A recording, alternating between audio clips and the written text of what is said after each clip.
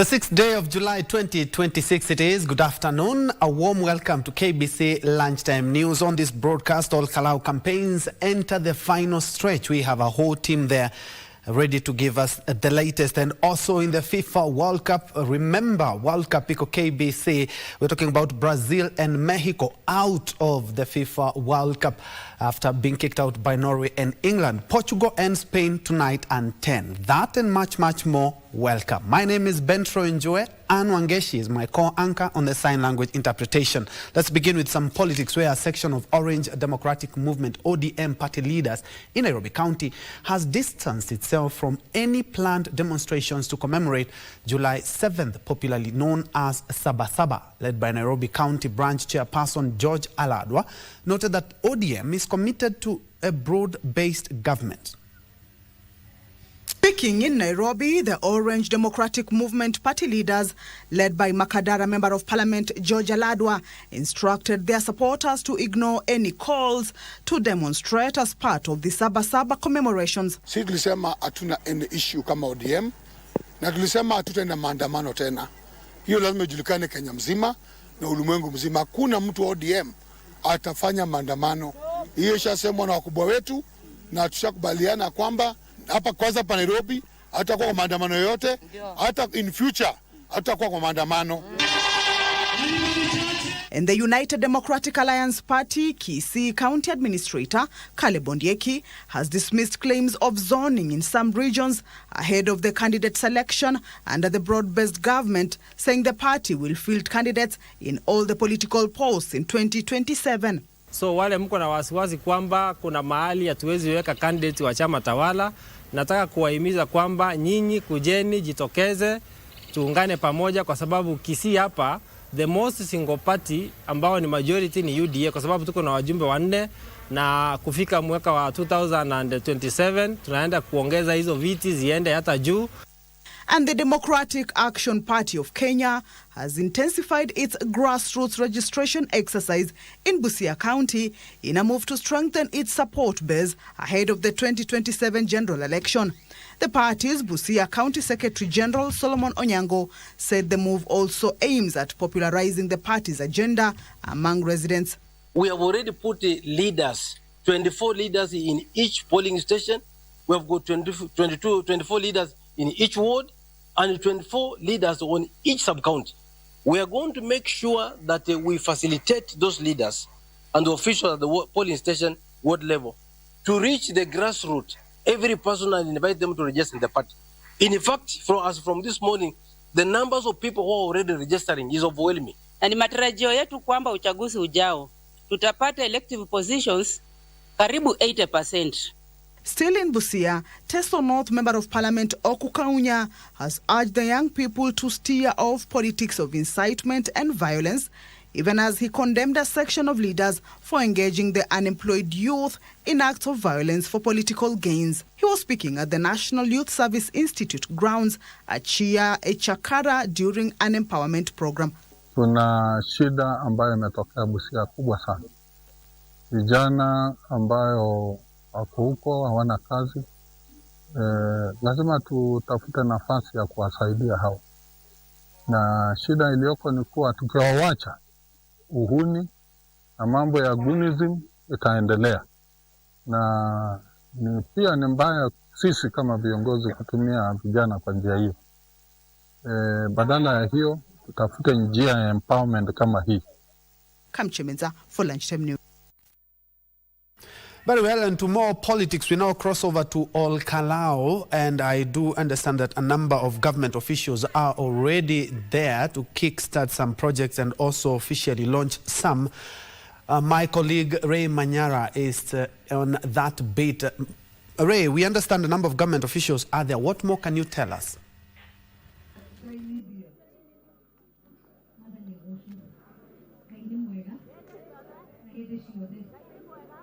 Good afternoon to you, Ben Troy. Indeed, we're coming to you live from Nyandarua County, and we're keeping tabs on activities around the county in the run-up towards the by-election that is slated for some time next week.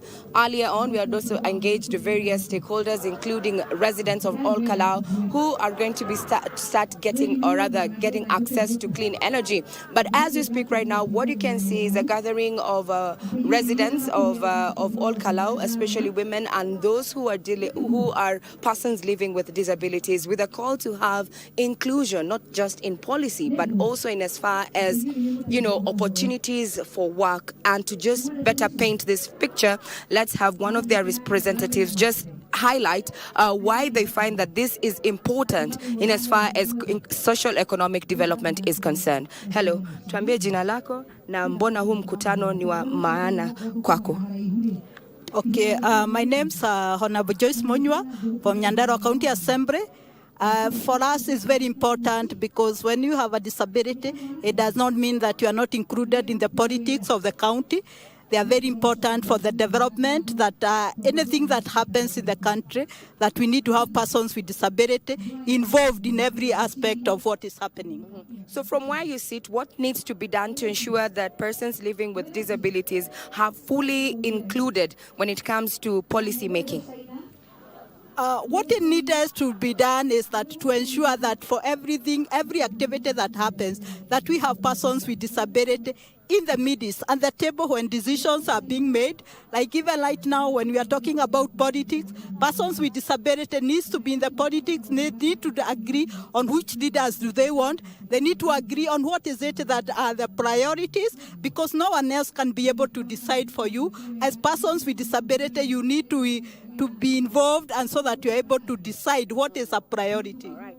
Very well said. That is just to paint the picture of what is currently happening in Ol Kalou, especially in Nyandarua County in the run-up to the by-elections. A lot is in the offing, including various projects that have been said to actually talk about social economic development, talking about energy, culture, as well as tourism. We'll continue keeping tabs on this particular situation on ground and bring you up to speed in our subsequent bulletins. Back to you, Broadcasting House.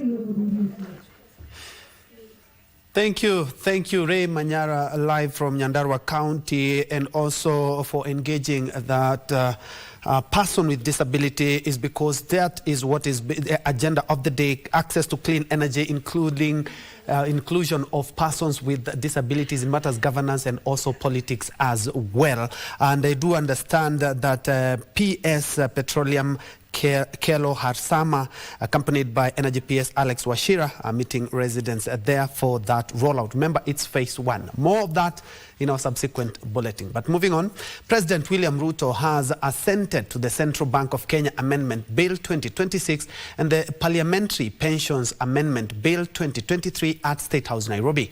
The CBK Act of 2026 ushers in sweeping reforms aimed at strengthening CBK's capacity to safeguard financial stability, while the Parliamentary Pensions Act 2023 brings reforms that align the parliamentary pension framework with the Constitution and extend benefits to both members of the National Assembly and the Senate.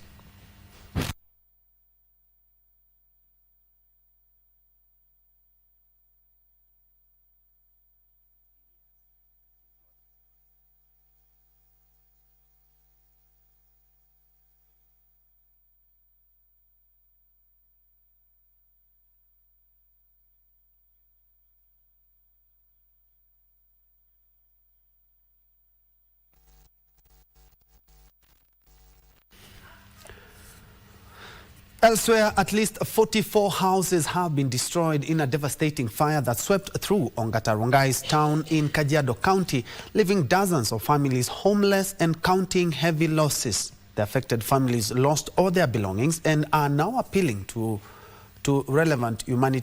relevant agencies for urgent humanitarian assistance as they struggle to rebuild their lives. Residents have blamed the extent of the destruction on the delayed response by firefighting teams and are now calling on the Kajiado County government to improve emergency response services and upgrade road networks to ensure quicker access during disasters. Hakuna chochote ilibaki hapa. Watu walichomekewa, watoto hawana uniform, hawana anything ya kwenda hata shule on Monday. Wazazi hakuna kitu wako nacho. Hivi venye unavyoona moto iliwaka kila mahali, hakuna kitu iliweza kuokolewa. Tunahitaji msaada wa dharura. Tuko na watoto wamelala nje. Tuko na watoto wanateseka. Kitu uniforms nini, vitu za shule hakuna kitu niliokoa. Vitu zote ziliisha kabisa na moto. Tunaomba msaada wa dharura. Ongatarongai imeenea kuwa a sub county, na kama tunaendelea kuwa sub county is very shameful on our side, na ni kitu ambao ni frustrating kwa sababu hatuna gari ya mzima moto. So mimi ningeomba county government watilie mkazo, waweze kununua gari ya mzima moto na waweze kutengeneza mabarabara.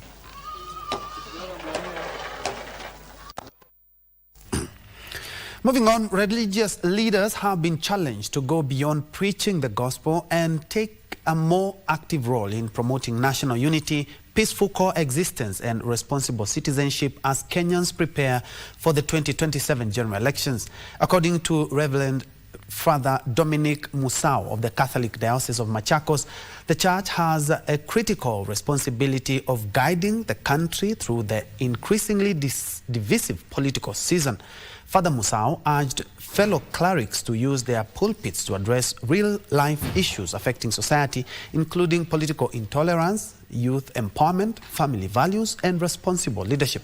He made the remarks in Kamango Village, Masinga constituency during the retirement celebration of Titus Utungo, who served as secretary of the parish council at the Thai parish in the Catholic Diocese of Machakos. This is a period whereby everybody is going his way and the divisions have come up in families, on tribal basis, on political parties. We pray for our nation, Kenya. We pray that we may have the proper leadership. We pray for our leaders. As you come to us citizens, may you preach peace. And as we citizens, as we propose, as we plan to make our voting, can we be very sensible? Can we be human?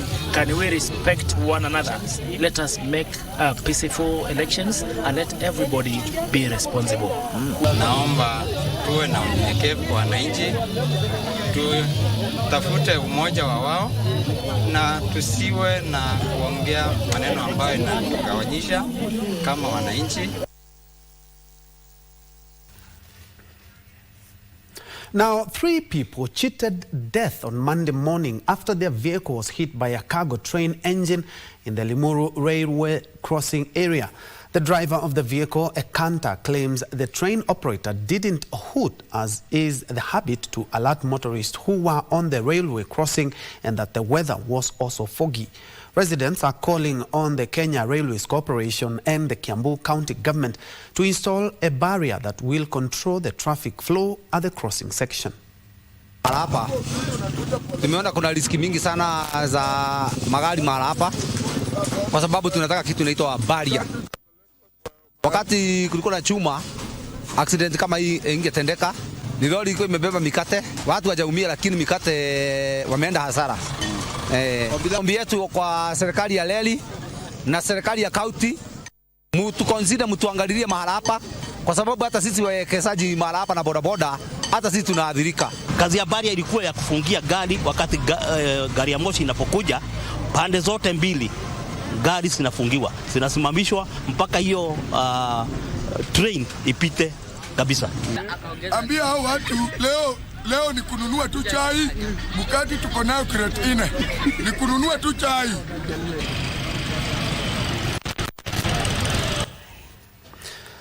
To another tragedy where Mitumba traders in Machakos County are counting losses after fire razed down the Mitumba market on Sunday night. Police are investigating the cause of the fire that has left the traders with no source of livelihood. While the investigations are ongoing, the Machakos County government has promised to rebuild the market and to help traders restore their businesses. Former State House Chief of Staff Nzioka Waita, alongside other leaders, donated 250,000 shillings meant to cushion victims and urged the county to activate an emergency kitty for compensation.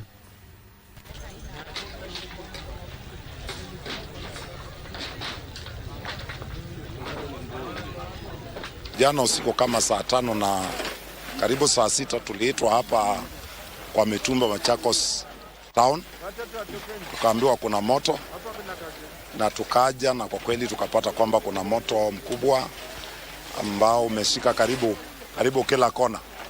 So tukaanza kuzima, then moto kawa ni mwingi, tukatumana gari ya Mavoko pia ikaja ili tuweze kusaidiana. Gari ya wazima moto ilikuja bila maji. Sasa tunasikitika sana ya kwamba Machakos County hawana gari ya mazima moto. Gari zinatoka Mavoko zinakuja kutusaidia.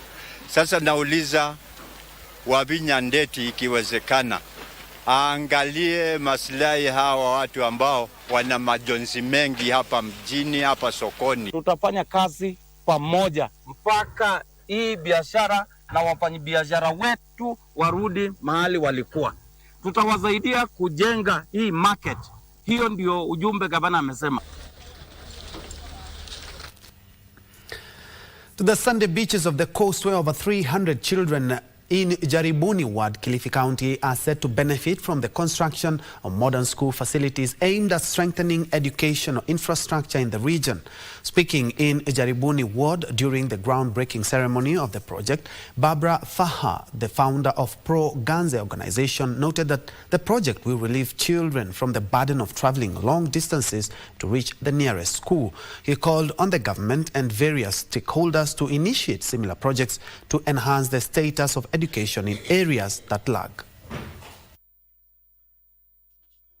Huu mradi ambao umeletwa hapa Wamboi, ambao ni mradi wa madarasa, jikoni, pahali pa kukulia na vyoo.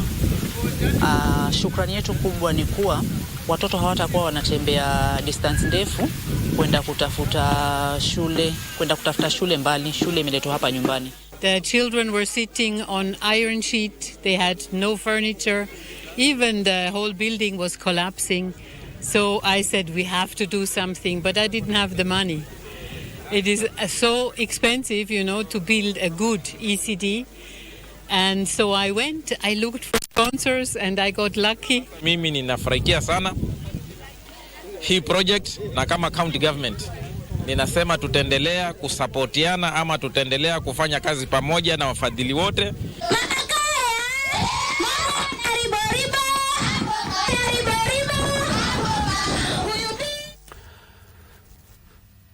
The Nyeri National Polytechnic has fully implemented the modular-sized competency-based education and training (CBET) curriculum across its training programs. According to the institution's chief principal, Rachel Kimani, the curriculum is focused on practical skills designed to make learners capable of creating job opportunities for themselves. She further noted that the institution is utilizing modern and industry-standard equipment and has adopted a learner-centered registration model.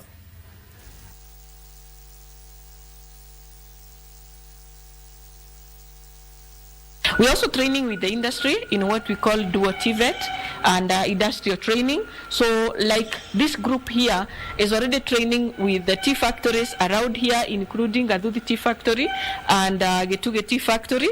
So we will ensure that collaboration with industry is sustained. After pursuing this course, I'm planning to become a farmer, to practice agriculture and also to teach other farmers how to do agriculture the right way and how they should maximize their profit in their farms. In other news, the Communications Authority of Kenya, CA, has assured Kenyans that it has no plans to clamp down on media freedom ahead of the 2027 general election.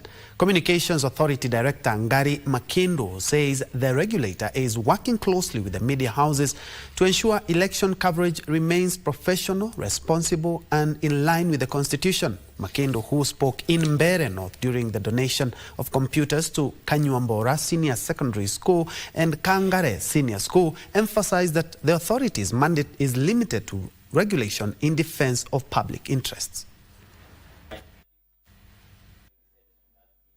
I want to urge our content creators in the county of Embu to make sure you create content without being abusive, without using vulgar language, content that can be consumed by parents and children and even everybody at the same time.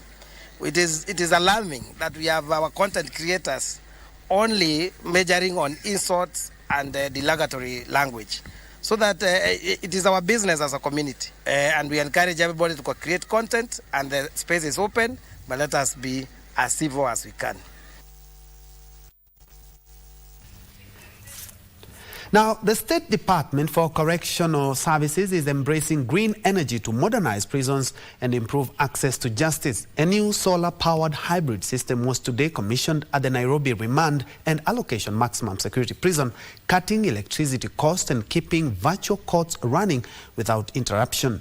Energy Cabinet Secretary Opiyo Wandayi, while lauding the move, has urged the remaining correctional facilities to adopt green solutions.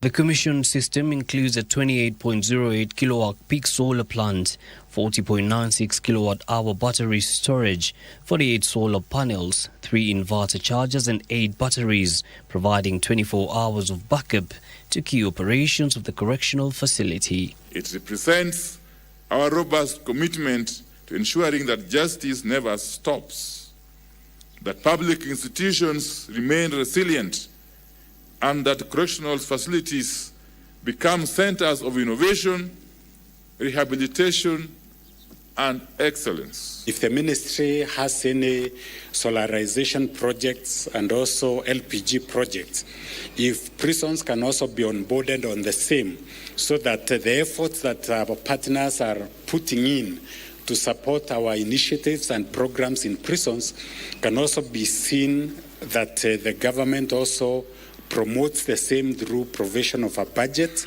to do the same. Electricity costs have since operationalization gone down, with the prison saving up to 70,000 shillings in monthly electricity bills. This investment strengthens security, protects essential prison operations, boosts staff productivity, and enhances inmate welfare. More importantly, it guarantees continuity in the administration of justice. Correctional Services Principal Secretary Dr. Salome Bieko lauded the initiative as a significant milestone in the broader goal of reducing reliance on wood fuel by the State Department. Strategic investments in correctional infrastructure strengthen service delivery, enhance institutional resilience, and reinforce public confidence in the administration of justice. By guaranteeing reliable power for critical operations, this project supports efficient prison management while ensuring continuity in virtual court proceedings and other essential services. The solar system has been installed through the Program for Legal Empowerment and Aid Delivery in Kenya, funded by the European Union and implemented by the United Nations Office on Drugs and Crime in partnership with the government. We're looking at the government to pick it up and make it sustainable so the solarization will never cease, but will expand over time and bringing benefits to the entire prison population in Kenya. Continued investment in ICT, connectivity, and expanded infrastructure will be important. Reliable power in a correctional facility is more than electricity. It represents safety, dignity, and assurance that justice can be delivered without unnecessary delay. With virtual proceedings now more reliable and CCTV surveillance uninterrupted, officials say the solar rollout will reduce operational cost and support Kenya's renewable energy commitments. The State Department says it will work with partners to scale up implementation of similar projects in other correctional facilities. Yusufar reporting for Lunchtime News. To matters education now, where stakeholders have called on the Ministry of Education to strengthen support for Scout training in schools by providing the necessary resources and funding. This, they argue, will ease the financial burden currently borne by teachers and students participating in Scout activities. In the meantime, hundreds of Scouts across Kenya's coast region have gathered in Tana River County for a regional camp aimed at nurturing the next generation of leaders. The camp focuses on building relationships, discipline, and life skills among young people. The camp also seeks to promote patriotism, environmental conservation, and national cohesion.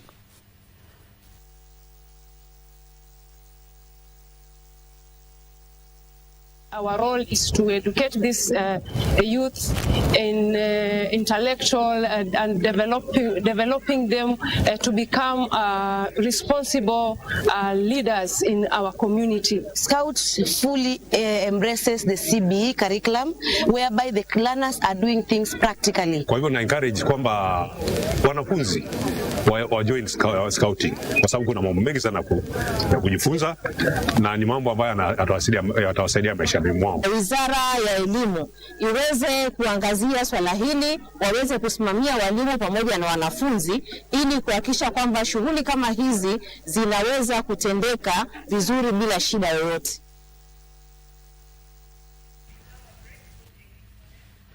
Very well, at about 26 minutes past the top of the hour, time for me and Anu Angeshi to take a quick break. But when we come back, we still have more news, including in business and also the latest from the World Cup in Canada, Mexico, and also United States.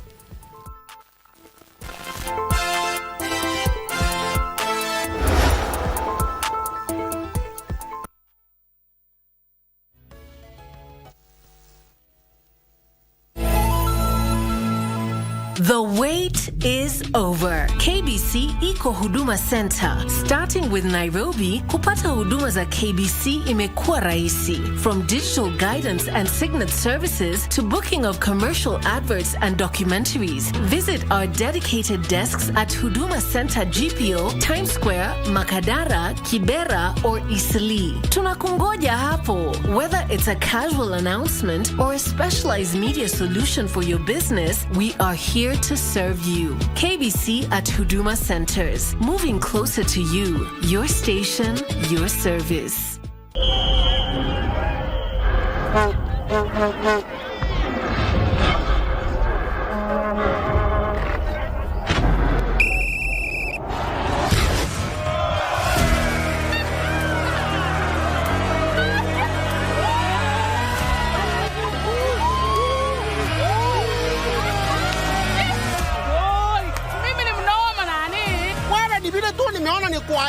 Usiaibike.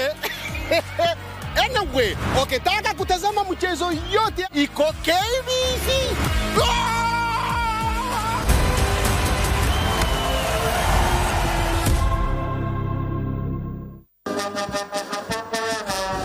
Tarehe 7 Julai kila mwaka ni siku imetengwa kuadhimisha sikukuu ya Kiswahili duniani. Wanaozungumza na kuienzi lugha ya Kiswahili hukongamana na kusherehekea utamaduni, utajiri na urithi wa lugha tuipendayo. Kauli mbiu ya mwaka huu ni Kiswahili kwa amani, mshikamano na diplomasia ya uchumi wa kimataifa. KBC imekuwa mstari wa mbele kuchangia ukuaji wa lugha ya Kiswahili kupitia vipindi vyetu vya redio na televisheni. KBC ikishirikiana na Maktaba Mart Educational Publishers na Kenya High itakuletea maadhimisho haya mbashara kutoka Kenya High School Nairobi Jumanne hii kuanzia saa 5 mchana.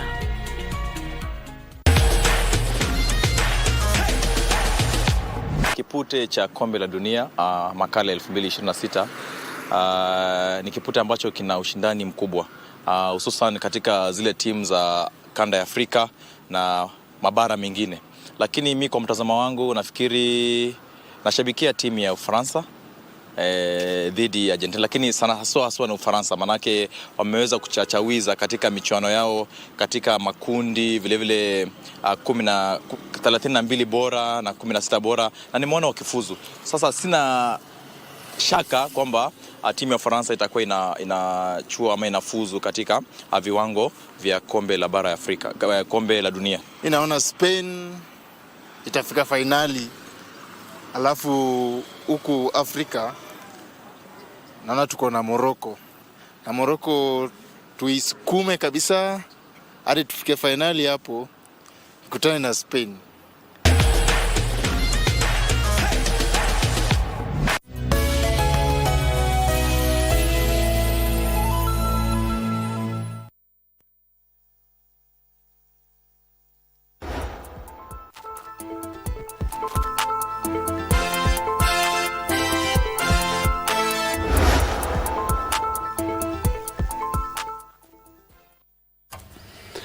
Welcome back, and we do value your company. Moving on, Nairobi woman representative Esther Passaris has called for comprehensive sexuality education in schools, saying it is critical in tackling rising cases of teenage pregnancies. Passaris attributed the teenage pregnancies to limited knowledge about sexual and reproductive health, and she says comprehensive sexuality education should equip learners with age-appropriate information to help prevent unintended pregnancies and reduce school dropout rates.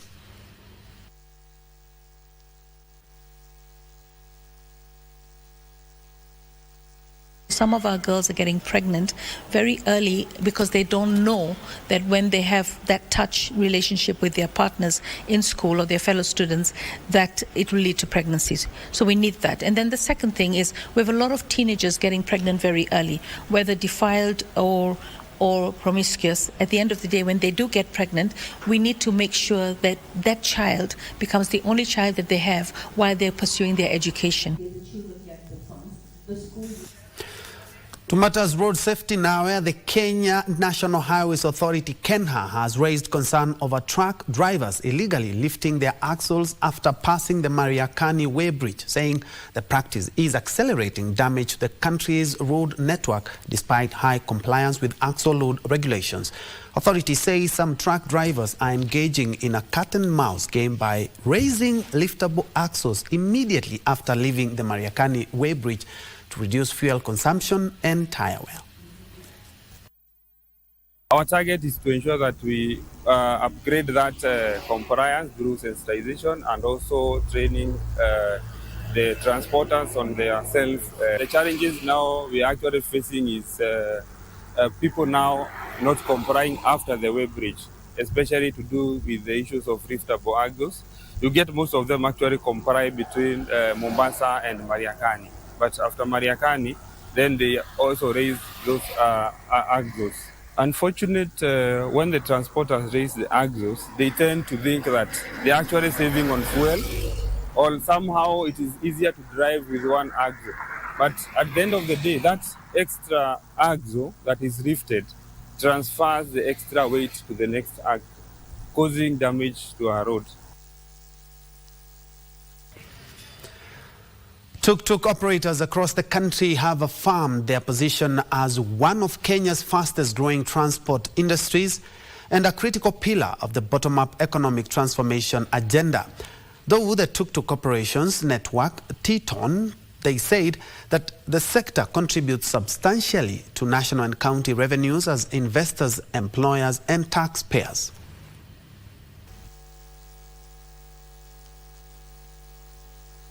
Economically, a minimum of 150,000 tuk-tuks, each generating 1,000 shillings daily for 30 working days, transacts approximately Kenya shillings 4.5 billion a month. This translates to an annual economic impact of Kenya shillings 54 billion. We are therefore saying today, as the Kenyan tuk-tuk community, that we are taxpayers, we are investors, we are employers, we are job creators, and we are national builders.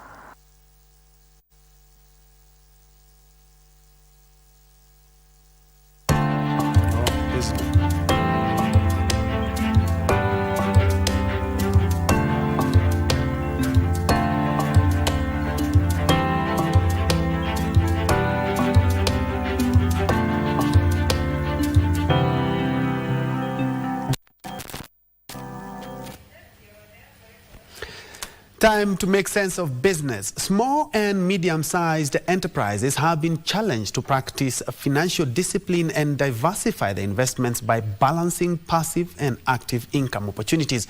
Speaking in Ruiru during a financial wellness and business growth breakfast forum, DIMCA's SACCO Chief Executive Officer Benson Masharia urged young people to embrace a savings culture and called for collective efforts to mentor youth in financial literacy to combat drug and alcohol abuse.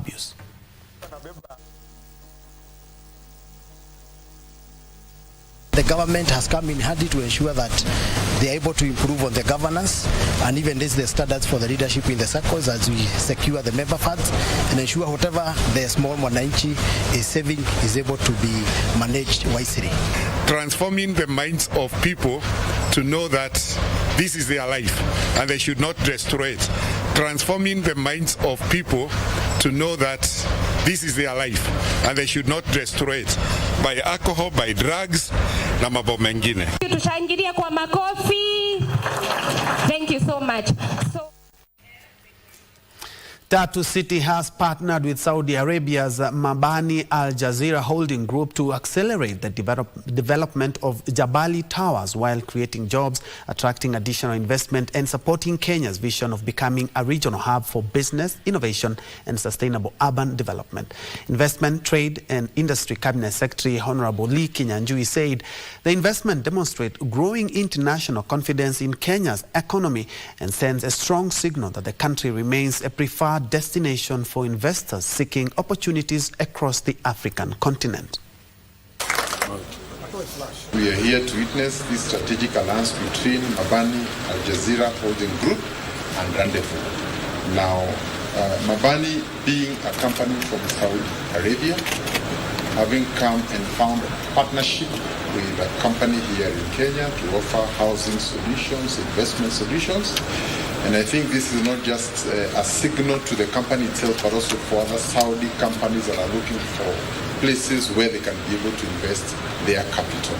We will catalyse more Saudi investment, but we'll catalyse other investment on the back of Jabali. Jabali is a bit of a statement building. It's got a big role to play.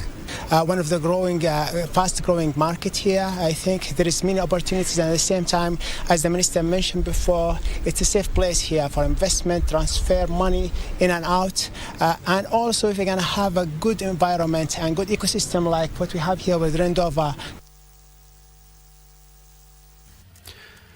Moving on, Kenya is positioning meetings, incentives, conferences and exhibitions as a key driver of tourism numbers as the country targets 5 million international arrivals annually by the year 2030. The Kenya Tourism Board Chief Executive Officer June Chepkemei says the country is exploring other new products like the fast-growing desert tourism in the Chalbi Desert and the Mambrui Dunes in Kilifi County. Arrivals, with the tourism sector generating close to 500 billion shillings, according to the Ministry of Tourism statistics.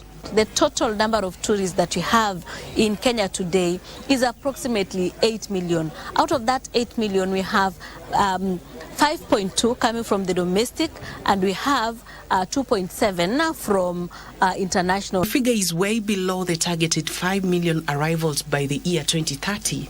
To strengthen meetings and incentives, the government is constructing an ultra-modern conference center at the Bomas of Kenya with a capacity to hold 10,000 delegates. Government is leading in putting up the infrastructure to grow mice through Bomas International Convention Center. The Kenya Tourism Board Chief Executive Officer June Chepkemei says desert safaris are becoming popular in the country, with North Coast increasingly attracting visitors through emerging attractions such as the Mambrui Sand Dunes and the Chalbi Desert Safaris. We are able to now have a more targeted approach to promoting Kenya as magical Kenya, unlike previous years when we will focus on a mass approach towards marketing. So for us, it's targeted, not just from the geographical location, but even the experiences and the different desires and different patterns and trends of travelers across the demographics. The renewed strategy comes as Kenya seeks to accelerate tourism recovery, increase foreign exchange earnings, create more jobs and position the country as Africa's premier destination for sustainable and experiential travel. We are going to work closely with the office of the PS, the Cabinet Secretary, the private sector, and all the stakeholders to ensure that bidding is our daily focus. We want to continuously bid and get more numbers, more tourists, more conventions, and we'll also work on incentives that will then support the growth of MICE, because that seems to be the trajectory that will help us get the numbers. From desert tourism to farming, where residents of Entasekera in Narok County are gradually refining their way of life from pastoralism to crop farming. Local leaders say that the shift is part of a broader effort to promote the community forest while improving livelihoods. Residents say the shift has given them more control over their livelihoods, with farming providing both food and income.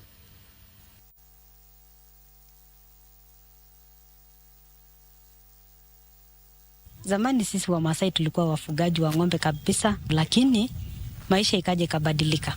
Siku hizi tunapanda pia, tunafanya ukulima kwa wingi.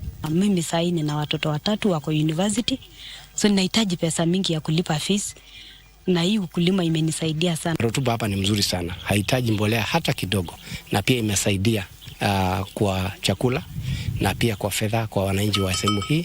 Subdivision imefanyika, kila mtu ako na amepewa shamba, mama, mzee na watoto. County government also played a very important role through their departments of environment, and they've been working closely with the county conservation office.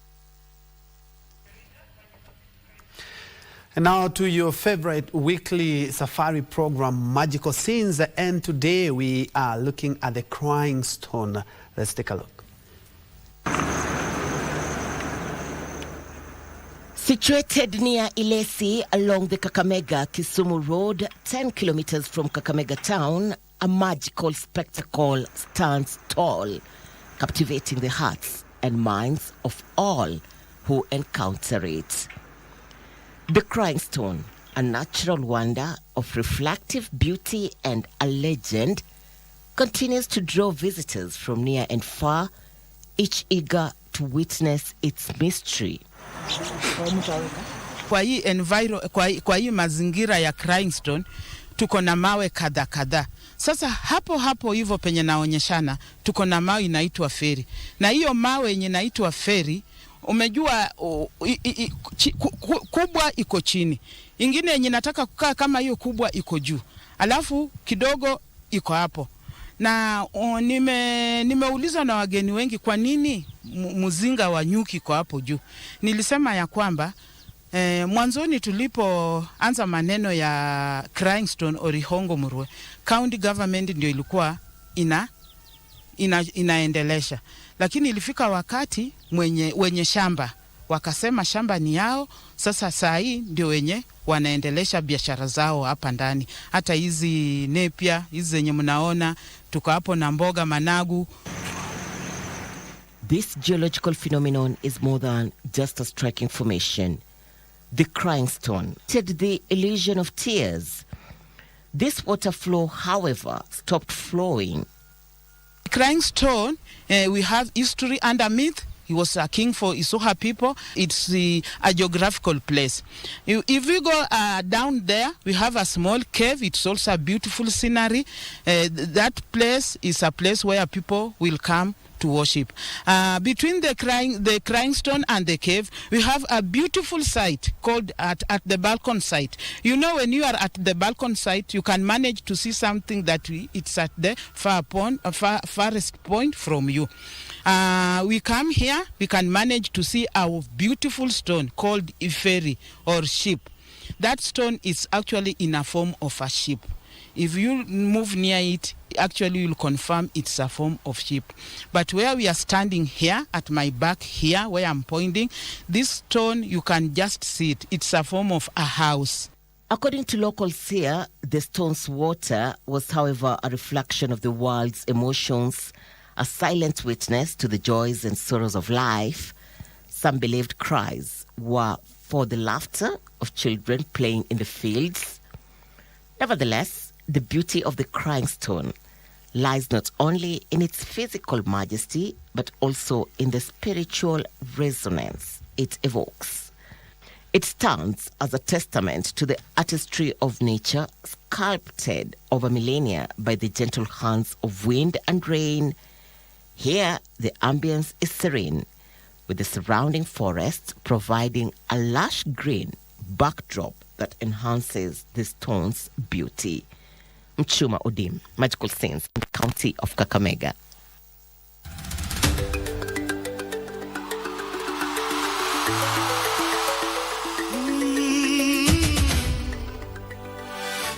Here at Mount Kenya Wildlife Conservancy, we haven't had any issues of poaching because most of the time we engage the community in activities. So mostly the community will not come like hunting.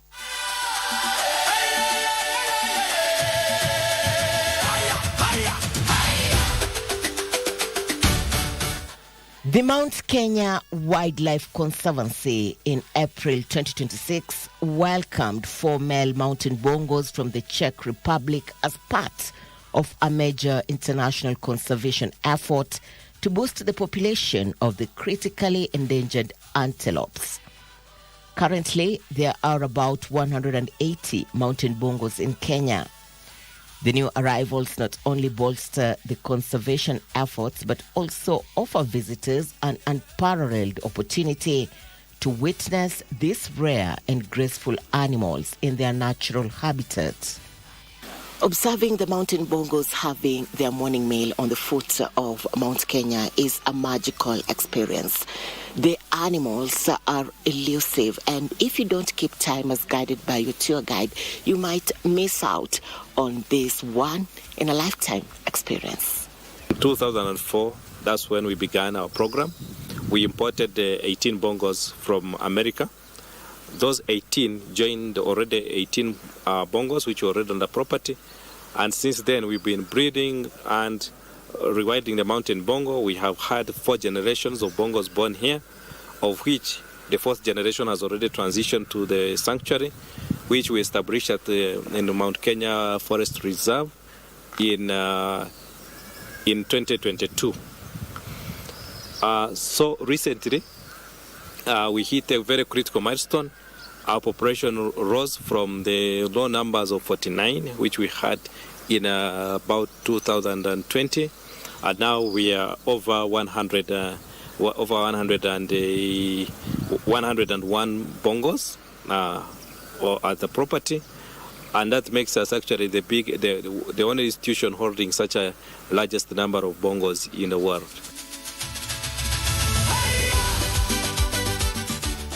The mountain bongos, native to the high altitude forests in areas like the Aberdares and Mount Kenya, are a symbol of resilience and adaptation. While here, you can engage in guided tours through lush forests and rolling hills, home to not only mountain bongos but also other wildlife.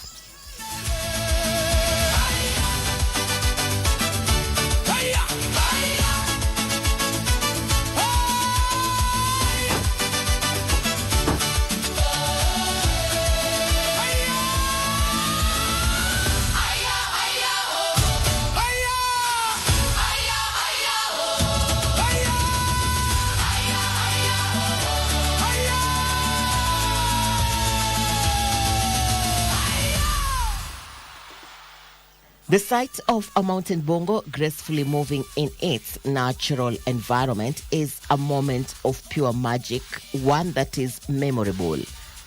It's a very beautiful antelope, the biggest antelope in the whole that lives in the forest in the world. It is chocolate brown with vertical white stripes, and they are very good at concealing. They live in high altitude forests of up to 2,200 meters above sea level. They produce 1 young at every time they deliver, and their pregnancy lasts about 270 days, which means they take about 9 months to give us a baby. When the baby is born, they hide their baby from 2 to 7 days in the bushes, where they continually go to visit to suckle their baby and come back. Both male and female have horns and these horns are spiral. They make one turn, and this is very unique of this very antelope. They are bigger in size. Males can weigh up to 450 kilograms, while females will weigh up to 250 kilograms. And that was one of the reasons why poachers were always coveting to hunt the bongo, because any successful hunt will result into high bulk of meat. Beyond its role in preserving biodiversity, this conservancy inspires the importance of protecting our natural heritage for future generations. As the sun sets over the majestic peaks of Mount Kenya, casting a golden glow over the landscape, the mountain bongos stand as a symbol of nature's resilience and beauty. Mchuma Odim, Magical Sense in Nanyuki.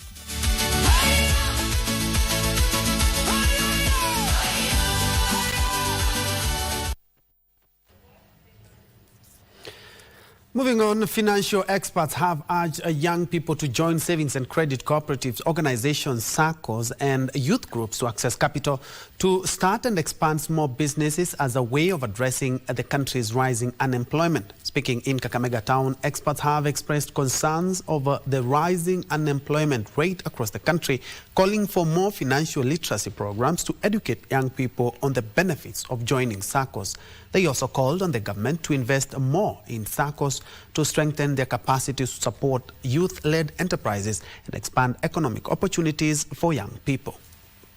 Cooperatives, give them grants, give them support, give them loans, our economy will grow. Cooperatives is under the Agricultural Ministry, and agriculture, supports this country by a higher margin. Youth waje pia waelewe ya kwamba the cooperative model can be a good source of employment. They can engage themselves through cooperatives. Na tumekuwa tukiongea na wanachama wala ambao ni kwa vyama ya kwamba tutaanza mikutano going forward mikutano ya kwamba tutakutana na jamii.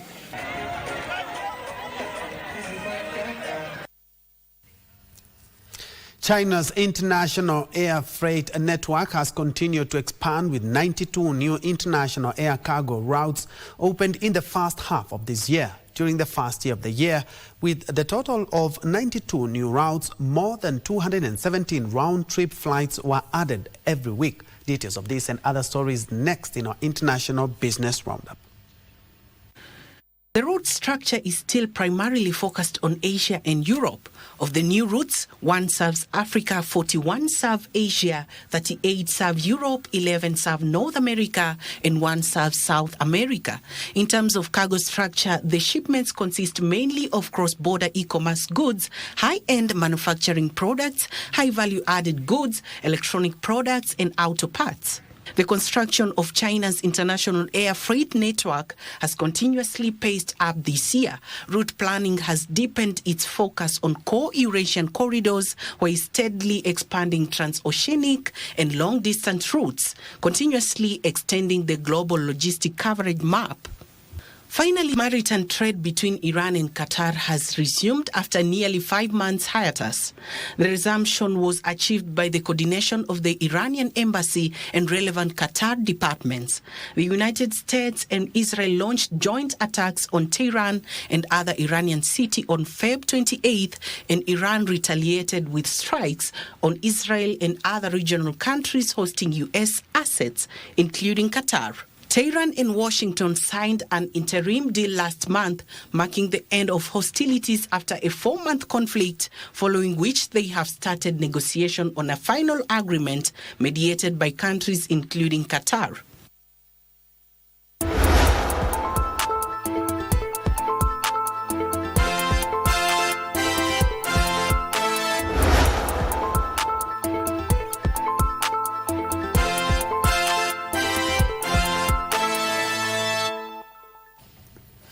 Time for the sports. The national under-17 women's team junior starlets are back in the country after a commanding 2-0 victory over South Africa's Botswana in the first leg of the final round of qualifiers for the FIFA Under-17 Women's World Cup.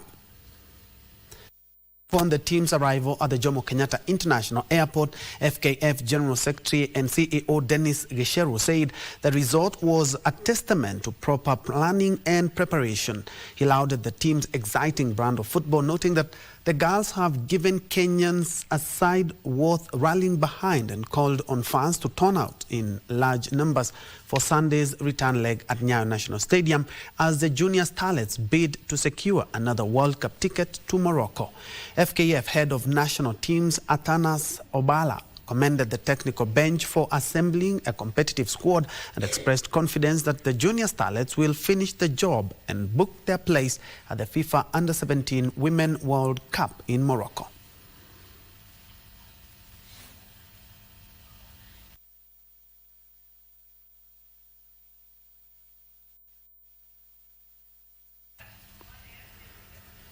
Driver Neil Gohil alongside navigator Wayne Fernandez emerged victorious in the four-wheel drive turbo restricted category during the third round of the Shell Auto X Rally Championship held in Stony Athi in Machakos County.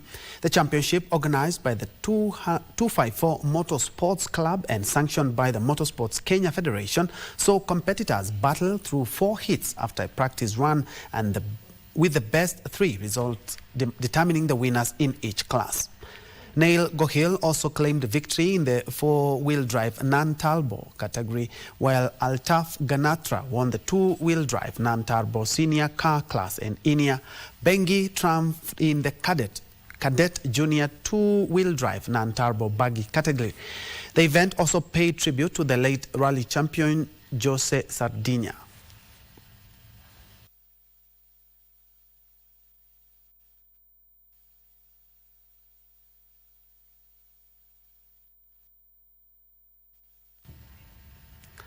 Atletico Seals Football Club and Joska Starlets are the champions of this year's Captain Irene Ndanu Soccer Tournament held at the KMC grounds in Mavoko, Machakos County.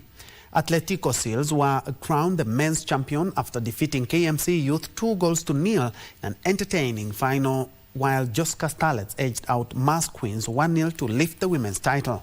The 2 winning teams each walked away with a cash prize of 50,000 shillings, marking a successful end to the tournament that attracted teams from across the county.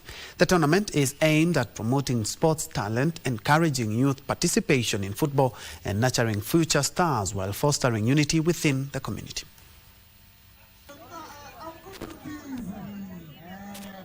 So far, we also have a scouting team that's going around selecting talent. So I know we can start, we can get talent from Cumberland. Talent iko juu sana. Challenge ni grassroots, hakuna support. Na partnership kama hii ya captain ndio inatusaidia sisi kufika hapa grassroots. Further afield, Erling Braut Haaland scored second half double, helped Norway defeat 5-time winners Brazil 2-1 and book their place in the quarterfinals of the FIFA World Cup for the first time.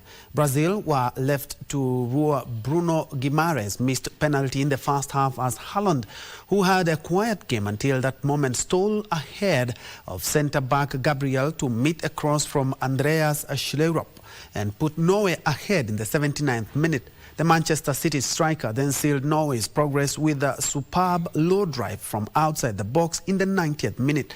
Brazil were awarded a second penalty in the dying seconds of the game after referee Ismail Efard deemed Leo Ostigard to have elbowed Casemiro and Neymar converted. But it proved a mere consolation for Brazil, who exit the tournament before the quarterfinals for the first time since 1990. Norway's win sets them up against England in the quarterfinal after the Three Lions defeated co-host Mexico 3-2. He'll stay.